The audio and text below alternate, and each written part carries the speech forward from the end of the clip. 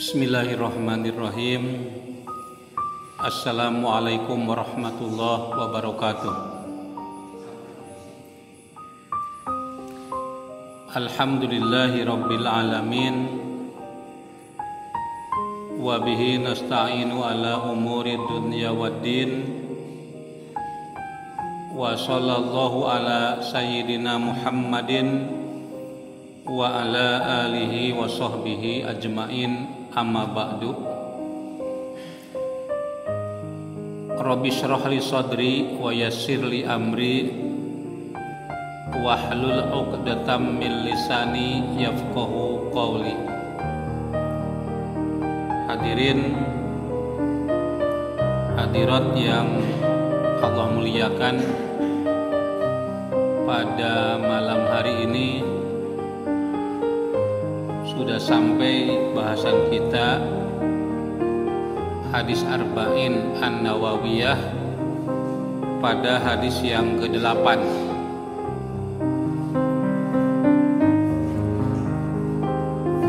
Saya menjelaskan sekilas saja, nanti akan saya beri kesempatan yang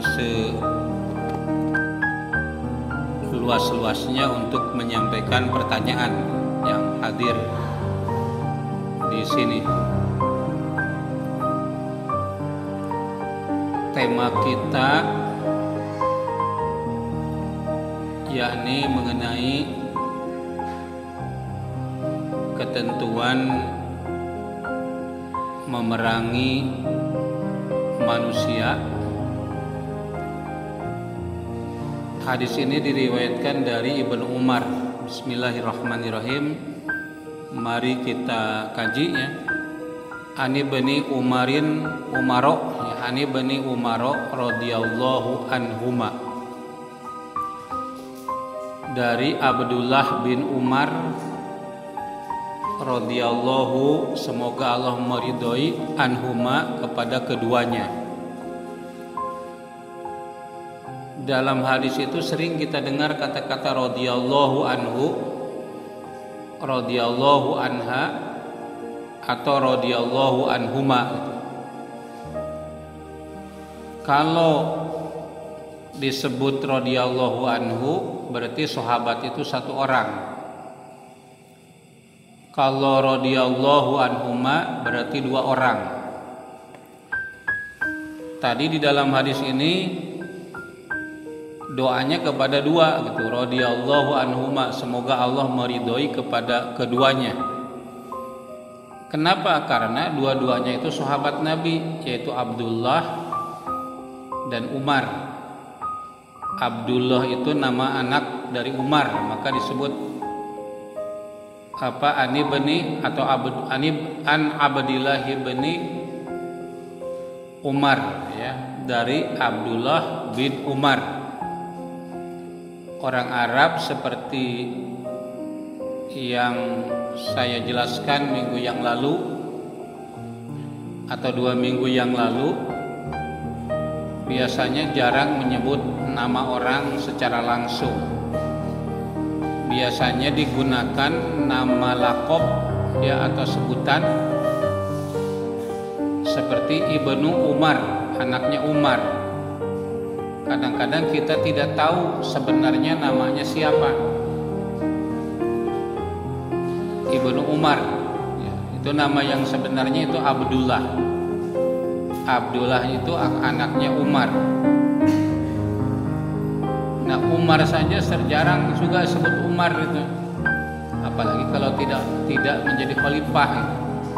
Biasanya disebut Ibnu Khattab, Ibnu Khattab. Seperti halnya Abu Bakar. Abu Bakar itu nama yang benarnya itu siapa gitu.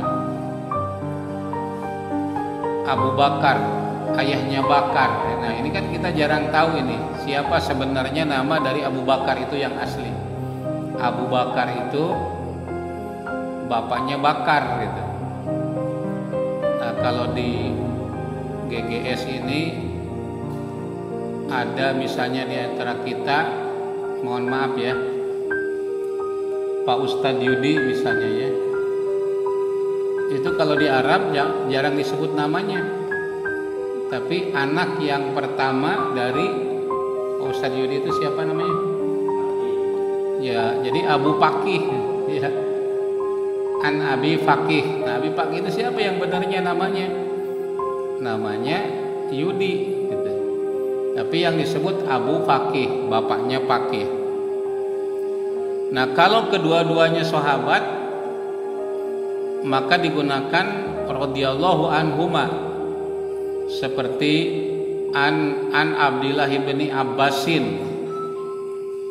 Abdullah bin Abbas itu sahabat Nabi, paman Nabi malah, maka disebut an Abdullah bin Abbasin radhiyallahu anhuma. Tetapi alah kira ada ngahiung berarti agak dikecilin ya itunya tuh. Kalau Ikrimah itu kan siapa namanya? Ikrimah itu misalnya an Ikrimah itu tidak disebutkan radhiyallahu anhuma, tapi radhiyallahu anhu. Kenapa? Karena Ikrimah itu anak Abu Jahal ya. Abu Jahal atau Abu Lahab, Abu Jahal.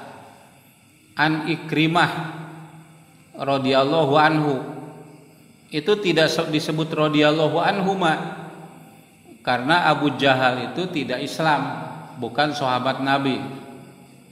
Yaitu sama sebetulnya, Abu Lahab itu paman Nabi gitu. Paman Nabi itu Abu Lahab itu anaknya Abdul Muthalib.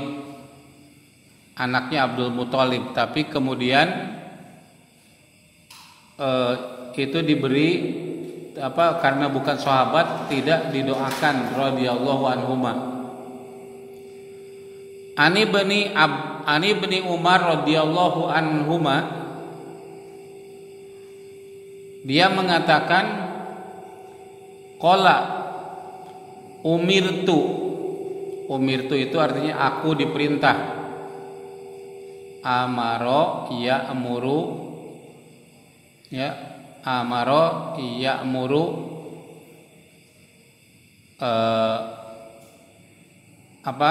amaro ya'muru ya. Jadi umirtu itu isim fi'il majhul.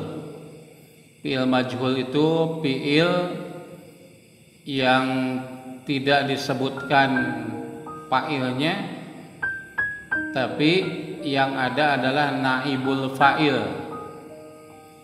Umirtu aku diperintah. Ya, fa'ilnya dibuang. Siapa? Misalnya amaroni Rasulullah sallallahu alaihi wasallam itu asalnya. Tapi kemudian rasulnya dibuang menjadi umirtu, aku diperintah. Diperintah oleh siapa? Oleh Rasulullah. Untuk apa perintahnya? An uqatilan nas, untuk memerangi manusia, hatta yashhadu, sampai mereka bersaksi alla ilaha, bahwa tidak ada Tuhan illallah kecuali Allah, wa anna Muhammadan Rasulullah, dan bahwa sesungguhnya Nabi Muhammad adalah utusan Allah, wa yuqimus sholata, dan menegakkan sholat, wa yu'tuz zakata, dan mengeluarkan zakat. Fa'idha, maka apabila fa'alu, mereka melaksanakan dalika, hal itu, asomu minni, maka mereka itu terpelihara minni, dariku ya, dima'ahum, darah-darah mereka, wa amwalahum, dan harta mereka, illa bihaqil Islam, kecuali dengan hak Islam, wa hisabuhum alallah, dan hisab terhadap mereka itu nanti oleh Allah Subhanahu wa taala. Nah, jadi hadis ini dinyatakan oleh Ibnu Umar bahwa aku umirtu diperintahkan uqatilan nas, untuk memerangi manusia. Nah, ini terjadinya pada zaman Abu Bakar Siddiq.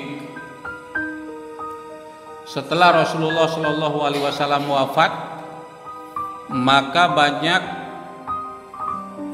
kaum muslimin karena sudah meninggal, Nabi sudah meninggal, maka mereka itu banyak yang murtad.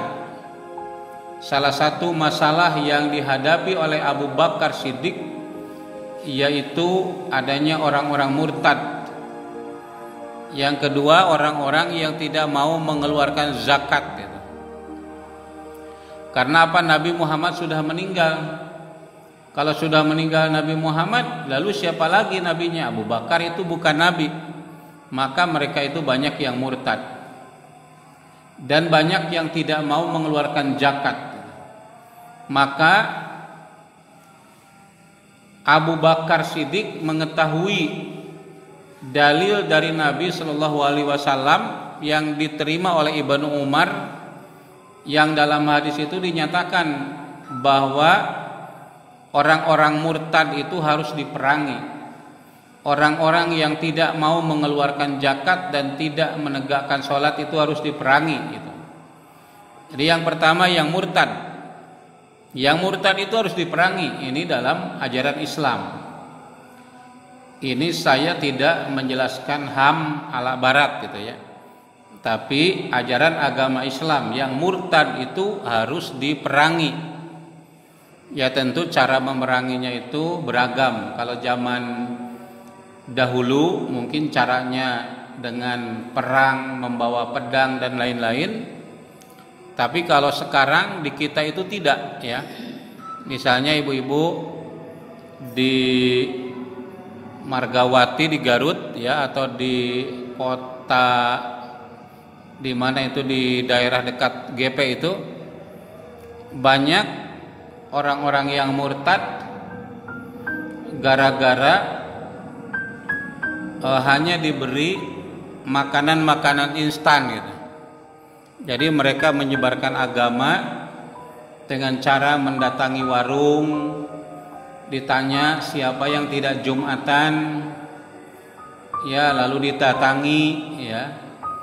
Daripada beragama Islam tapi tidak melaksanakan sholat Jumat, tidak melaksanakan sholat, tidak puasa, lebih baik masuk Kristen ya kata mereka gitu. Kemudian di setiap bulannya atau minggunya mereka dikasih uang. Nah itu banyak yang keluar dari Islam gitu. Nah kemudian majelis ulama bergerak itu banyak sekali. Jadi ada mahasiswa yang sedang KKN di sana waktu itu, saya tanya coba berapa banyak orang yang masuk Kristen dari Islam. Itu ternyata di tengah-tengah kota dan di Garut lagi. Di Garut yang kita bilang itu kota santri, itu mereka bisa mau seperti itu. Nah, itu diperangi, tapi diperanginya caranya dikumpulkan lagi, diberi penjelasan lagi tentang Islam. Dan akhirnya mereka masuk lagi Islam. Ada juga di Cimahi di daerah sebelah sana Bung Bulang itu.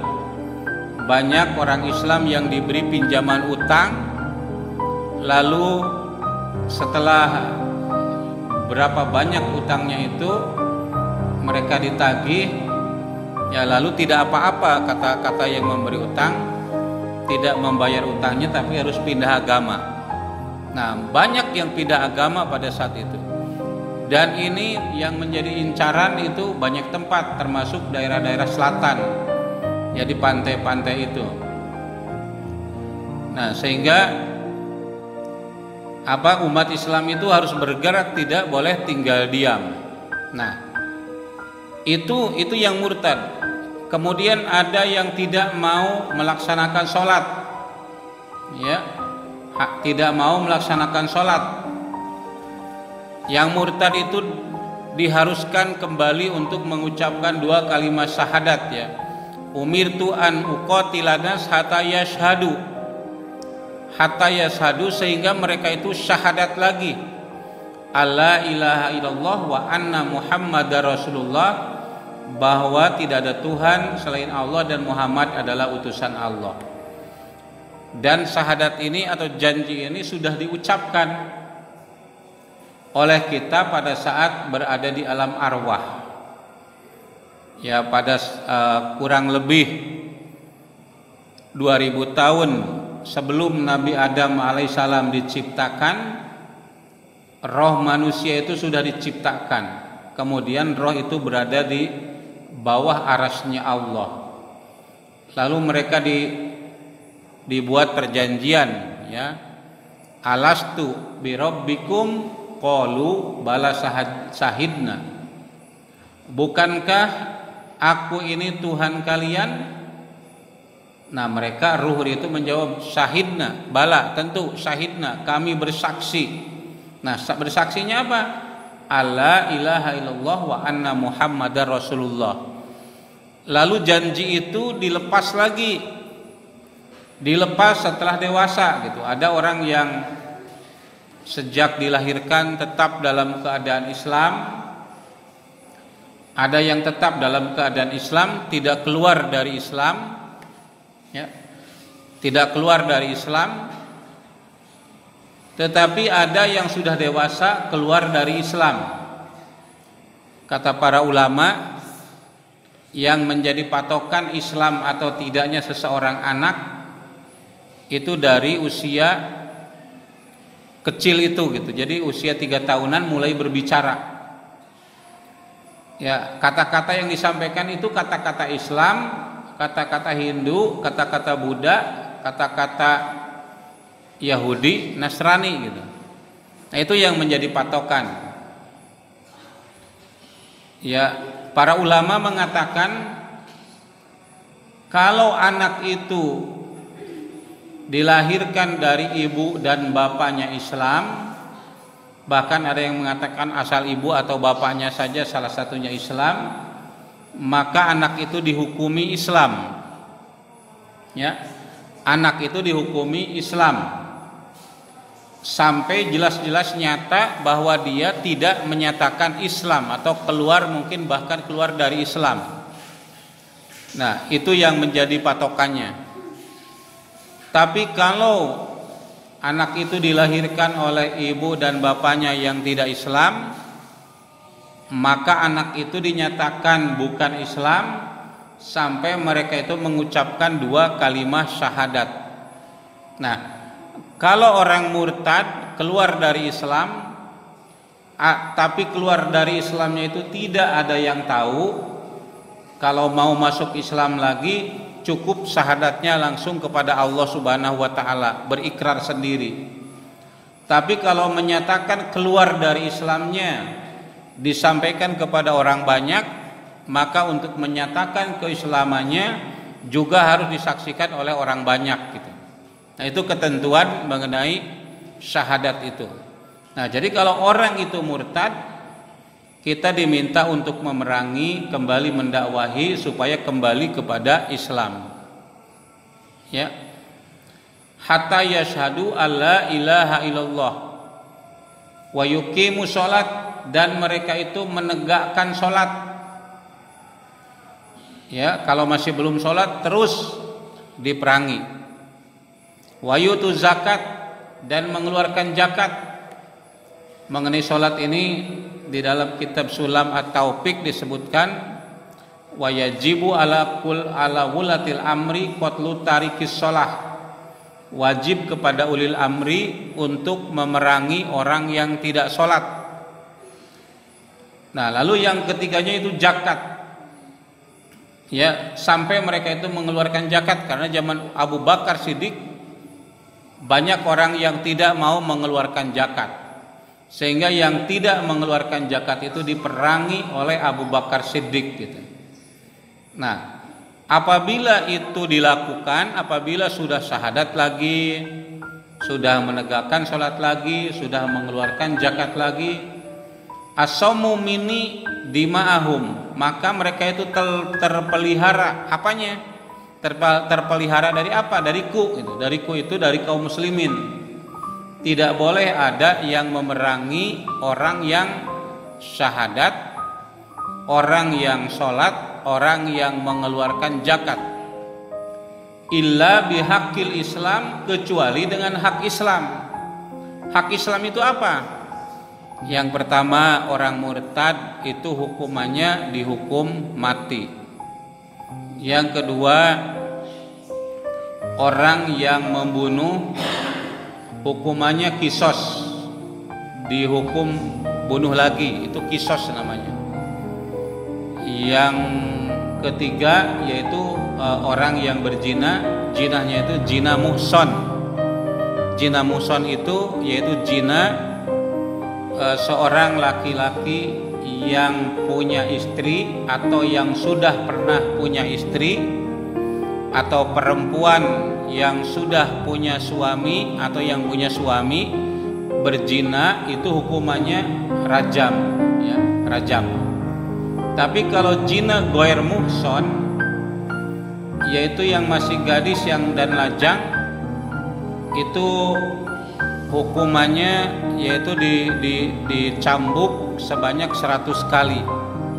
Ajaniyatu wajani, ya, fajlidu kulla wahidi minhuma mi'atal jaldatin wala ta'hudkum bihima ra'fatun fi dinillah.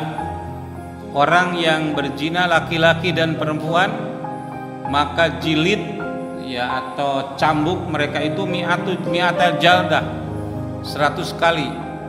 Wala ta'khudkum bihima ra'fatun fi dinillah, dan janganlah kamu mengambil mereka itu rasa kasih sayang dalam rangka menegakkan agama Allah gitu. Nah, jadi yang ridah, yang murtad itu hukumannya ya tadi ya itu dikecualikan, ya, yang murtad. Pertanyaannya, bukankah di dalam Islam itu bebas dalam memeluk agama? Jawabannya, Islam itu memberikan kebebasan, ya. La ikraha fid din, tidak ada paksaan di dalam agama. Qad tabayyana rusdu minal ghayyi, sudah jelas petunjuk dari kesesatan, ya. Waman yakfur bi tagut wa yu'min billahi faqad istamsaka bil urwatil wusqa. Barang siapa kufur kepada tagut dan beriman kepada Allah, maka dia sudah berpegang kepada tali yang kuat gitu. Nah, itu ayatnya, tidak ada paksaan. Nah, tidak ada paksaan itu bagi orang yang belum Islam, itu tidak boleh dipaksa untuk masuk Islam. Ya, kewajiban kita hanya mendakwahi saja. Kewajiban kita mendakwahi agar paham terhadap Islam, dan harapan berikutnya nanti masuk Islam. Tidak boleh ada orang non muslim diperangi, ya, supaya masuk Islam, dipaksa, itu tidak boleh, ya. Dan mereka itu harus diperlakukan, ya, harus diperlakukan sebagaimana layaknya muslim. Dalam hadis dikatakan, man ada dimian faqad ada nih, barang siapa yang memusuhi dimi itu orang non muslim tetapi berdamai atau berada di dalam melindungan kaum muslimin, memerangi mereka, memusuhi mereka sama dengan memusuhiku. Bahkan Nabi Shallallahu Alaihi Wasallam, kalau ada orang Nasrani berada di halaman rumahnya, padahal itu hari Ahad, ya, jangan bilang hari Minggu, ya Pak, ya. Saya nggak tahu itu dari Ahad kok jadi Minggu, itu dari mana itu? Domingos itu sembahan bukan Muslim itu, tapi kok ada hari Minggu? Ya, nanti kita jelaskan apa itu Minggu artinya. Sebut saja Ahad, ya. Jadi kalau pada hari Ahad ada yang tidak pergi ke gereja, bagi orang Nasrani itu oleh Nabi ditegur. Bagi orang Yahudi yang pada hari Sabtu tidak pergi ke sinagog, itu oleh Nabi ditegur gitu. Di situ ada toleransi. Tapi kalau sudah masuk Islam, keluar lagi dari Islam, itu termasuk murtad, itu yang tidak boleh. Nah, jadi hadirin yang Allah muliakan, selanjutnya wahisabuhum 'alallah.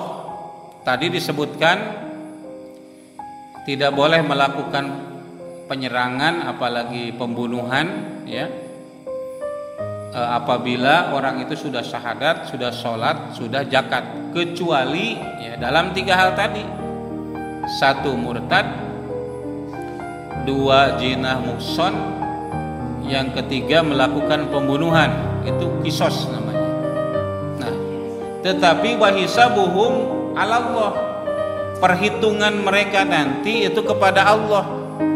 Misalnya orang yang beriman, bertakwa kepada Allah, kemudian satu berzina lalu dihukum rajam, apakah dia akan masuk neraka? Ya belum tentu. Nanti wahisabuhum 'ala Allah, hisab mereka itu terhadap adalah Allah nanti yang menghisabnya. Dan kita itu harus berbaik sangka kepada siapapun orang muslim. Karena apa? Karena bisa jadi ya misalnya orang yang durhaka, ya kita meyakini bahwa dia nanti akan bertaubat dan mati dalam keadaan Islam. Yang belum tentu orang yang taat kemudian di akhir hayatnya itu husnul khotimah. Maka kita selalu berdoa agar husnul khotimah. Banyak orang yang tadinya durjana seperti yang sering dijelaskan oleh para ulama. Ada orang yang membunuh 99 orang, ditanya kepada ulama, bagaimana itu? Oh, itu tidak akan masuk surga, dia akan masuk neraka. Akhirnya ustaznya itu dibunuh, ya sampai 100 akhirnya yang dibunuh. Datang lagi kepada kiai yang lain, ternyata bisa diampuni. Ya innallaha la yaghfiru ayyushraka bihi wa yaghfiru ma duna dalika. Allah tidak akan mengampuni dosa musyrik, maksudnya mati dalam keadaan syirik. Ya, wa yaghfiru ma duna dalika, tapi Allah mengampuni dosa selain daripada syirik, apalagi dosa-dosa kecil. Banyak ayat hadis yang menjelaskan bahwa dosa-dosa kecil itu akan diampuni dengan amalan-amalan baik kita, dengan wudu yang baik, dengan sholat yang baik, ya, dan amalan-amalan lain. Ada seorang sahabat yang datang kepada Nabi, "Ya Rasulullah, saya mencium dan memeluk seorang perempuan di kebun." Ya, jadi ada lewat perempuan di kebun, dipeluk dan dicium. "Apa yang akan kau lakukan kepadaku?" Nabi terdiam. Ya. Lalu Umar bin Khattab mengatakan, orang itu sudah ditutupi aibnya, tapi dia buka kepada kita-kita gitu. Dia buka kepada kita-kita. Lalu Rasulullah menyuruh kepada salah seorang sahabat, coba panggil lagi orang itu. Dipanggil oleh Nabi, karena tadi tidak ada jawaban. Nabi mungkin menunggu wahyu. Kemudian turun ayat, aqimis sholat turafain nahar wa zulafa minal laili wa qur'anal fajri innal hasanat yudhibnas sayyiat. Tegakkanlah sholat pada penghujung siang, wa zulafa minal lail, dan ujung-ujung dari malam, wa qur'anal fajri, dan sholat subuh. Innal hasanat, sesungguhnya kebaikan, yudhibnas sayyiat, akan menghapusi kesalahan-kesalahan. Jadi tadi sahabat yang memeluk dan mencium seorang perempuan itu diampuni dengan sholat 5 waktu gitu. Dan banyak lagi ayat-ayat dan hadis yang menjelaskan tentang itu. Nah, hadirin yang Allah muliakan, jadi hisabnya kepada siapa? Ya Allah nanti. Jadi ada orang yang dirajam, ya misalnya kalau di Mekah itu Pak, di Jeddah ya, itu ada masjid Qisas namanya. Qisas itu dilakukan pada hari Jumat gitu. Jadi kalau mau melihat ada yang di Qisas, itu nanti ke masjid Qisas yang ada di Jeddah. Itu dilakukan Qisas gitu. Ya. Itu dilakukan Qisas gitu. Nah, apakah mereka nanti akan masuk surga atau akan masuk neraka? Ya, karena sudah di Qisas misalnya, atau sudah dihukum mati gitu ya. Wa hisabuhum 'ala Allah, perhitungan mereka itu nanti terhadap Allah. Kita tidak tahu apakah Allah akan mengampuni atau Allah tidak mengampuni. Itu hak Allah, hak prerogatif Allah Subhanahu wa taala. Bapak dan Ibu sekalian, itu pembahasan hadis tadi. Saya memberikan kesempatan untuk sebanyak-banyaknya pertanyaan, walaupun ya tidak sesuai dengan temanya, tidak apa-apa gitu. Silakan Pak. Ya, Ibu, ayah ibu-ibu ya. Ya, mangga.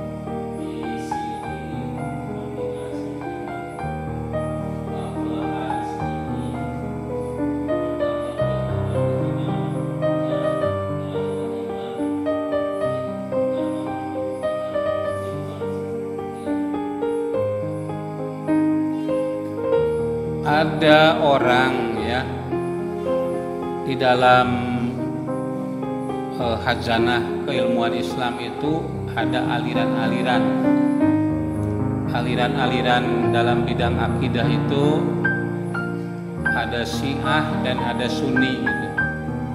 Kemudian yang bukan Syiah itu ada Khawarij, ada Murji'ah, ada Mu'tazilah, ada Qadariyah, ada Ahlus Sunnah wal Jamaah. Ahlus Sunnah wal Jamaah juga ada Asy'ariyah, Baqilaniyah, Juwainiyah, Maturidiyah. Maturidiyah juga ada dua, Maturidiyah Samarkand dan Maturidiyah Bukhara.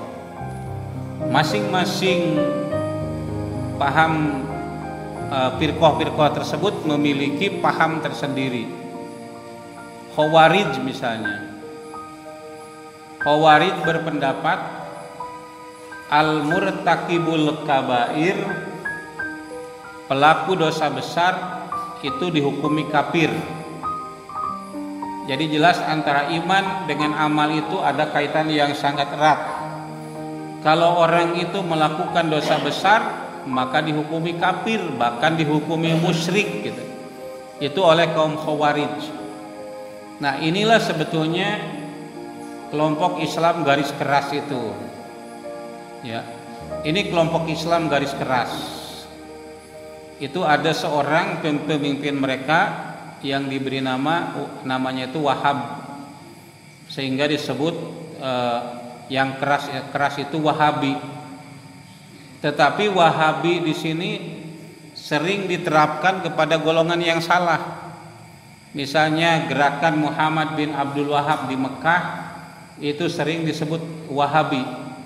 Padahal Wahabi yang sebenarnya itu adalah kelompok Khawarij yang mengkafirkan sesama muslim, bahkan menghalalkan darah mereka yang berbuat dosa besar atau al-murtakibul kabair. Jadi kalau seorang muslim katakan dihukumi kafir, seorang muslim merampok itu dihukumi kafir oleh mereka.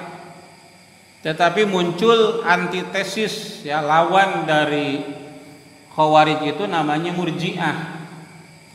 Orang Murji'ah mengatakan al-murtakibul kabair, pelaku dosa besar itu tidak termasuk kafir, dia tetap mukmin. Tidak ada hubungan antara iman dengan amal. Kalau orang yang beriman ya iman, ya walaupun tidak beramal dia tetap mukmin dan dia akan masuk surga, itu menurut Khawarij. Tapi kalau menurut siapa tadi, Murji'ah ya, dia tetap mukmin akan masuk surga. Nah, muncul lagi yang melawan mereka namanya Mu'tazilah. Mu'tazilah berpendapat pelaku dosa besar itu tidak dikatakan mukmin, tidak juga dikatakan kafir.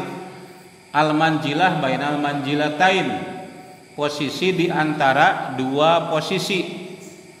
Ya, posisi di antara dua posisi gitu. Tidak mukmin, kenapa tidak dikatakan mukmin? Karena tidak ada dalam ayat Al-Qur'an orang yang mukmin adalah orang yang merampok, orang yang mukmin adalah koruptor, orang mukmin adalah pezina, itu tidak ada. Maka mereka tidak dikatakan mukmin. Tidak juga dikatakan kafir. Kenapa? Karena mereka mengucapkan dua kalimat syahadat, di dalam hatinya iman kepada Allah gitu. Nah, itulah Mu'tazilah. Kemudian muncul Ahlus Sunnah wal Jamaah. Menurut Ahlus Sunnah wal Jamaah, orang yang melakukan dosa besar atau al-murtakibul kabair. Pelaku dosa besar itu bahasa Arabnya, dalam bahasa teologinya al-murtakibul kabair, pelaku dosa besar. Itu tetap mukmin, ya, tapi mukmin yang fasik atau muslim yang fasik atau muslim asi, mukmin tapi melakukan maksiat, itu tetap saja mukmin tapi mukmin asi atau muslim asi, muslim fasik gitu. Bagaimana? Nah, ini yang saya anut, yang saya pahami di dalam Bukhari itu dinyatakan nanti orang yang melakukan dosa besar pada hari akhir akan dimasukkan dulu ke dalam neraka. Setelah habis dosa-dosanya itu akan kemudian dimasukkan ke dalam surga. Jadi digodok dulu sampai bersih gitu. Ya, pakai api neraka gitu. Sehingga Imam Hanafi berpendapat begini, boleh tidak bersuci dengan api, tidak harus pakai air. Imam Hanafi mengatakan boleh. Kenapa? Karena orang pelaku dosa besar saja dicucinya pakai api, itu bersih. Itu pendapat Imam Hanafi ya. Nah, tetapi ya bagaimana pendapat kita? Nah, menurut Ahlus Sunnah wal Jamaah, ya sebut saja kita ini Ahlus Sunnah wal Jamaah ya, itu orang mukmin yang berbuat dosa besar itu muslim yang fasik. Apakah akan masuk surga? Akan masuk, tetapi masuk dulu ke dalam neraka. Yang kita inginkan apa? Robbana atina fidunya hasanah wa fil akhirati hasanah wa qina adzabannar. Terhindar dari api neraka, inginnya masuk surga tanpa ke neraka dulu gitu. Ya tidak apa-apa, tetapi ya jangan berbuat dosa gitu. Ya, kalau berbuat dosa cepat bertaubat sehingga dihapus dosanya oleh Allah Subhanahu wa taala. Nah, jadi kaum Murji'ah mengatakan bahwa iman itu tidak ada kaitannya dengan amal. Tapi yang lain-lainnya termasuk Ahlus Sunnah wal Jamaah ada kaitannya dengan amal. Maka tidak dikatakan mukmin kalau dia tidak sholat. Tidak dikatakan mukmin kalau dia tidak mau mengeluarkan zakat. Tidak dikatakan mukmin kalau tidak syahadatain gitu. Jadi harus ada amal nyatanya, ada kaitannya. Nah, ini sama dengan pendapat saya baca di buku Akidah menurut ulama mazhab yang 4. Hanafi itu mendekati Murji'ah. Maliki, Hambali dan Syafi'i, Maliki dulu, Syafi'i baru Hambali, karena urutan-urutannya itu Imam Hanafi dulu ada mazhab itu, baru setelah itu Imam Malik, baru setelah itu Imam Syafi'i, dan baru setelah itu Imam Ahmad. Nah, yang 3 yang terakhir itu sama dengan paham Ahlus Sunnah wal Jamaah. Mumin si mumin tapi asi. Apakah akan bertambah iman atau kurang? Bertambah iman dan kurangnya itu dapat dilihat dari amalnya. Semakin banyak amal solehnya berarti semakin tinggi imannya. Semakin sedikit ketaatannya maka semakin sedikit juga keimanan di dalam dadanya. Nah, di kalangan ulama beda paham mengenai naik dan turunnya iman. Al-imanu yazidu wa yanqusu. Iman bertambah dan berkurang. Yang bertambah dan berkurangnya itu apanya? Menurut paham Mu'tazilah, Khawarij, al-imanu yazidu wa yanqusu zatan. Iman itu bertambah dan berkurang zatnya. Jadi bisa saja kalau iman orang itu dosa sampai zat imannya tidak ada, maka dihukumi kafir. Tapi kalau paham Ahlus Sunnah wal Jamaah, bertambah dan berimannya itu, bertambah dan berkurangnya iman itu apanya? Al-imanu yazidu wa yanqusu sifatan, sifatnya. Sifat iman itu apa? Ketaatan. Taat kita kepada Allah, kalau bertambah taat berarti bertambah iman. Kalau berkurang taatnya maka berkurang imannya. Itu paham Ahlus Sunnah wal Jamaah. Maka saya katakan saya mendukung ya banyak hadis-hadis, atau bukan mendukung hadis ya. Apa yang saya yakini itu didasarkan pada banyak hadis. Misalnya begini. Man kana yu'minu billahi wal yaumil akhir falyukrim dhaifahu. Barang siapa yang beriman kepada Allah dan hari akhir, maka dia memuliakan tamunya. Tamu itu kan perbuatan. Jadi iman itu tidak cukup hanya dalam hati saja. Wujudnya apa? Antara lain adalah yukrim dhaifahu, atau falyukrim jarohu, memuliakan tetangganya, atau falyakul khairan, ngomongnya yang bagus, ya. Kalau tidak ya diam gitu. Atau barang siapa yang beriman dan pada hari akhir akhlaknya bagus gitu. Nah, itu bukti gitu. Nah, buktinya apa tadi? Iman itu harus diwujudkan dalam bentuk syahadat, yang kedua sholat, yang ketiga zakat. Jadi alam ada kenyataannya, ada buktinya. Maka kemarin tuh apa yang dikatakan Ustadz Ayyi Mukhtar, Bapak-bapak, Pak Ayyi Mukhtar itu kuliah S1, S2-nya S2-nya itu di Mekah ya. 15 tahun beliau itu di Mekah. Beliau menyampaikan apa yang dikatakan oleh Jamaluddin Al-Afghani. Aku pergi ke Eropa dan negara-negara barat. Di sana aku melihat Islam, tetapi tidak melihat muslimin. Melihat Islam itu apa? Nilai-nilai Islamnya ada. Nyimpan motor saja di Paris, kuncinya tergantung, mobil disimpan di luar, kuncinya tergantung, itu tidak akan hilang, ya. Berarti itu nilai Islam sudah ada. Tapi tidak ada muslim di situ, kurang lah, ada sih ada ya. Di Paris di tempatnya Immanuel, siapa Pak? Emmanuel Macaroni. Emmanuel Macron. Nah, ya di situ gitu. Kalau lihat bersih, ya bersih. Sama juga di Belanda, ya di Belanda, di Jepang gitu. Di Jepang itu tidak ada pelajaran agama, tapi tingkat akhlaknya itu begitu bagus ya. Ya bagus. Ya. Dari mana tahu? Ya kita punya banyak kenalan yang ngajar di Jepang, ngajar di Belanda, kuliah di Brazil. Itu mereka akhlaknya bagus-bagus gitu. Ya saya pernah ngobrol sama Pak Ginanjar Karsasasmita, itu mantan Mentamben. Beliau itu mengajar di Jepang. Dan sebetulnya orang Indonesia itu hebat-hebat gitu. Di Jepang itu lebih banyak dosen yang berasal dari orang Indonesia yang mengajar di Jepang itu dibanding dengan anak-anak Indonesia kuliah di Jepang itu. Berarti kita hebat-hebat. Dia ngobrol panjang tentang bagaimana karakter dari orang Jepang. Saya punya dosen orang Belanda namanya John Hendrik Muleman. Solehnya luar biasa. Ya, melebihi kita lah kira-kira. Jadi kalau kuliah mahasiswa minjem buku nggak diberi pinjam. Ya kalau ilmuwan biasanya nggak mau minjamin buku, apalagi ngasih buku. Tapi difotokopi buku itu dikasihkan kepada mahasiswa gitu. Dikasihkan kepada mahasiswa. Tepat waktunya itu. Ya, dan banyaklah gitu ya. Nah, jadi harus kelihatan Islam itu seperti apa wujudnya gitu. Itu Pak mengenai hadis yang tadi menggambarkan bahwa iman itu harus dengan amal. Amalnya apa tadi? Yuqimus shalat wa yu'tuz zakat. Itu yang paling pokok. Itu yang paling penting di antara amal-amal kita.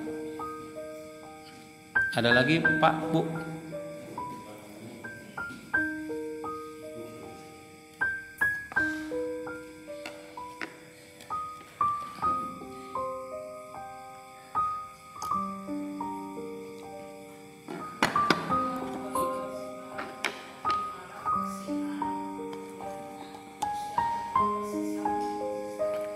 Ya, Syiah, ibu siapa Bu? Oh, Bolisti. Syiah itu betul sesat atau tidak ya? Bapak-bapak dan ibu-ibu, Syiah itu jenisnya banyak. Syiah itu artinya kumpulan atau kelompok. Syi'atu Ali, kelompok Ali. Setelah Nabi wafat, sebagian kaum muslimin berkumpul di satu tempat namanya Sa'idah Bani Sakifah untuk menentukan siapa yang menjadi khalifah Rasulullah SAW. Sementara Ahlul Bait atau keluarga Nabi yang dipimpin oleh Ali bin Abi Thalib itu mengurusi jenazah Rasulullah SAW. Dan inilah yang disebut dengan kaum Syiah yang pertama. Satu versi ya, banyak versinya ini. Selama 6 bulan Ali itu tidak mau berbaiat kepada Abu Bakar yang sudah terpilih menjadi khalifah. Walaupun akhirnya Ali itu menyatakan baiat. Nah, kenapa Ali tidak mau berbaiat? Menghargai pandangan dari Fatimah. Abu Bakar Siddiq itu memutuskan bahwa Rasulullah meninggal itu tidak ada harta milik pribadinya, jadi tidak ada warisnya. Kabarnya bahwa Fatimah itu agak marah gitu, kok tidak ada waris, Nabi tidak punya apa-apa. Ali tidak mau berbaiat. Yang keduanya karena Ali bin Abi Thalib atau kelompok Ali itu menduga bahwa Nabi SAW memberikan surat di satu tempat namanya Ghadir Khum. Itu suratnya itu berupa wasiat bahwa kepemimpinan setelah Nabi itu Ali bin Abi Thalib itu bertebaran begitu. Tapi oleh Umar ibnul Khattab tidak dibacakan surat itu. Alasan Umar, ya kalau ini dibacakan akan membahayakan ya keadaan kaum muslimin. Nah, jadi tetap saja kelompok dari Ali bin Abi Thalib bahwa surat itu adalah surat wasiat mengangkat Ali bin Abi Thalib untuk menjadi khalifah.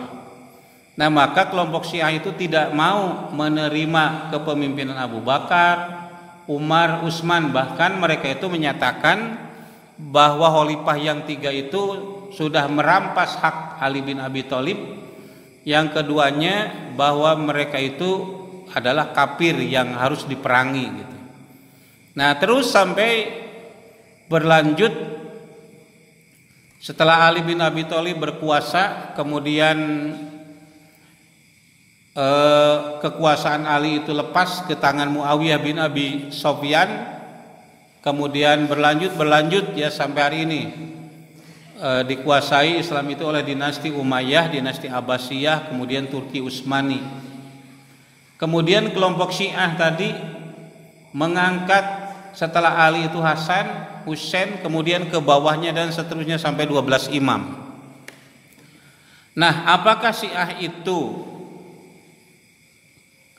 termasuk yang tersesat? Jawabannya, Syiah itu ada berapa macam, Bu? Yang pertama ada Syiah Kaisaniyah, ada Syiah Jaidiyah, ada Syiah Imamiyah. Imamiyah itu ada 2, ada Isna Asyriyah, ada Syiah Sab'iyah, ada lagi Syiah Isma Gulat ya. Ada lagi Syiah Sabaiyah gitu. Bermacam-macam. Syiah Gulat misalnya berpendapat bahwa malaikat Jibril itu salah memberikan wahyu, seharusnya kepada Ali bin Abi Thalib, tapi ini malah diberikan kepada Muhammad. Sesat nggak, Bu, itu, Bu? Jadi malaikat Jibril salah menyampaikan wahyu, seharusnya kepada Ali tapi malah kepada Muhammad gitu. Itu kata mereka. Kemudian ada Syiah juga yang menganggap Ali itu sebagai Tuhan. Anta sampai oleh Ali orang itu dihukum mati. Jadi ada orang Syiah yang memandang Ali itu sebagai Tuhan yang harus disembah.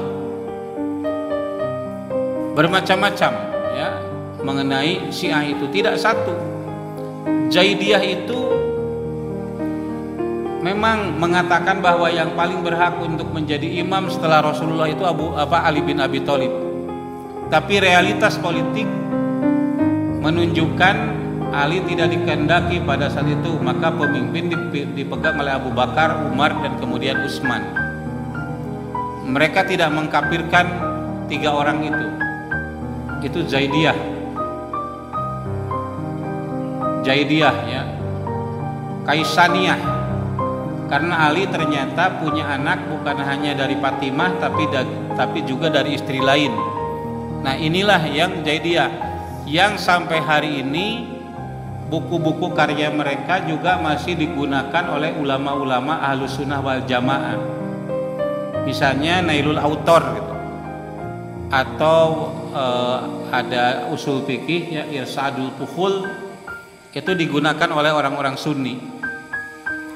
Ajaran mereka itu tidak jauh dari ajaran Sunni. Tetapi Syiah Imamiyah ini juga terpecah setelah Ali bin Abi Thalib, ke Hasan, ke Husain, sampai kepada ke belakang Imam Al-Muntadhor, itu ada 12 jumlahnya. Maka disebut Syiah Isna Asyriyah, imam 12. Tapi ada juga yang sampai 7, itu namanya Syiah Sabaiyah. Selain Sabaiyah tapi juga ada Sabaiyah, kaum Syiah yang ajarannya dipengaruhi oleh pemikiran Abdullah bin Saba sebagai orang Yahudi yang munafik gitu. Jadi bermacam-macam begitu ya. Tetapi pada umumnya Syiah itu memusuhi kaum Sunni, dan rukun iman dari mereka itu berbeda. Misalnya begini nih, rukun iman mereka, kita kan rukun imannya ada 6 ya. Iman kepada Allah, kepada malaikat, kepada kitab-kitab, Rasul, hari akhir, dan qadar. Rukun Islam kita ada 5. Nah, mereka itu yang pertama adalah At-Tauhid, yang kedua Al-Adalah, yang berikutnya Al-Ma'ad, yang berikutnya Al-Imamah, dan yang berikutnya Al-Jihad. Nah, itu tidak dimiliki oleh kita, oleh Ahlus Sunnah wal Jamaah atau Al-Sunni. Jadi jelas berbeda. Nah, patokan sesat dan tidaknya dari mana? Majelis ulama sudah menetapkan kalau melanggar rukun iman yang 6 itu sudah masuk ke dalam kategori sesat, yang mengingkari Allah misalnya, mengingkari malaikat, mengingkari nabi-nabi, mengingkari kitab suci, mengingkari Nabi Muhammad sebagai nabi terakhir. Bahkan tadi malaikat salah memberi wahyu seharusnya kepada Muhammad, tapi ini kepada seharusnya kepada Ali bin Abi Thalib, tapi ini kepada Muhammad begitu. Itu kan ukuran dari majelis ulama begitu. Ya, jadi banyak Pak mengenai ajaran saya itu, termasuk yang dalam amalia sehari-hari ada kawin mut'ah ya. Seorang pemuda bisa pemudi berganti-ganti pasangan dalam tempo yang waktu singkat. Pacaran, nikah mut'ah samingweun, cerai lagi, nikah mut'ah lagi sabulaneun, nikah mut'ah lagi 2 mingguan gitu. Itu bisa. Sehingga ini salah satu hal yang dikritik banyak orang tentang mut'ah dalam ajaran Syiah.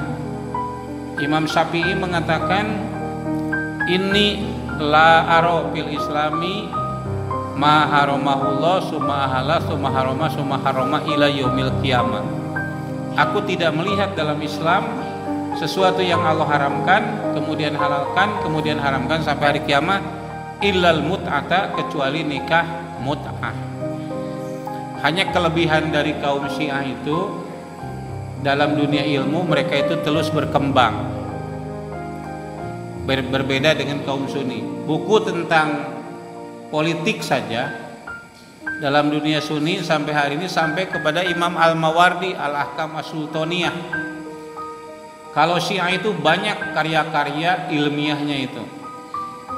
Mereka itu produktif. seorang ulama Syiah itu wajib menguasai salah satu disiplin ilmu, baik itu fisika, kimia, biologi, tapi ulama gitu. Kalau ulama Sunni tidak ada ketentuan seperti itu kelebihan mereka itu. Kasih ayat Pak. Ya. Cukup Pak. Bapak dan Ibu sekalian, itu saja yang dapat saya sampaikan pada pertemuan kita. Mudah-mudahan iman kita dibuktikan dengan amal, tidak seperti kaum Murji'ah. Kalau iman ya iman, nggak perlu amal ya. Kita ini menganut paham Ahlus Sunnah wal Jamaah. Itu sudah menjadi kesepakatan ya. Terima kasih. Subhanakallahumma rabbana wa bihamdika astaghfiruka wa atubu ilaik. Asyhadu alla ilaha illa anta astaghfiruka wa atubu ilaik. Walhamdulillahirabbil alamin. Wassalamualaikum warahmatullahi wabarakatuh.